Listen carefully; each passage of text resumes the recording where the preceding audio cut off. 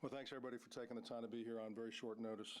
I want to take this opportunity to address the very serious and tragic circumstances of the airstrike that occurred in Kunduz on October 3rd. I offer my deepest condolences to those innocent civilians who were harmed and killed on Saturday.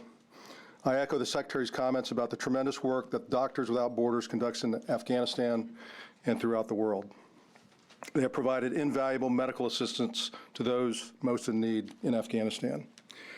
As you know, the Taliban attacked the city of Kunduz on September 28th.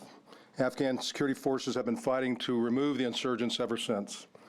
Unfortunately, the Taliban have decided to remain in the city and fight from within, knowingly putting civilians at significant risk of harm.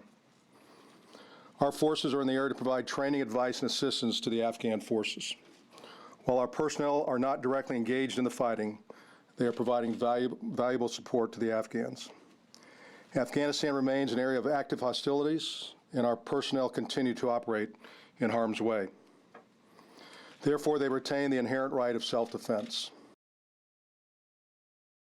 We have now learned that on October 3rd, Afghan forces advised that they were taking fire from enemy positions and asked for air support from U.S. forces. An airstrike was then called to eliminate the Taliban threat, and several civilians were accidentally struck. This is different from the initial reports, which indicated that U.S. forces were threatened and that the airstrike was called on their behalf. As has been reported, I have ordered a thorough investigation into this tragic incident, and the investigation is ongoing. The Afghans had ordered the same.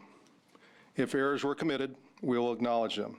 We'll hold those responsible accountable, and we will take steps to ensure mistakes are not repeated.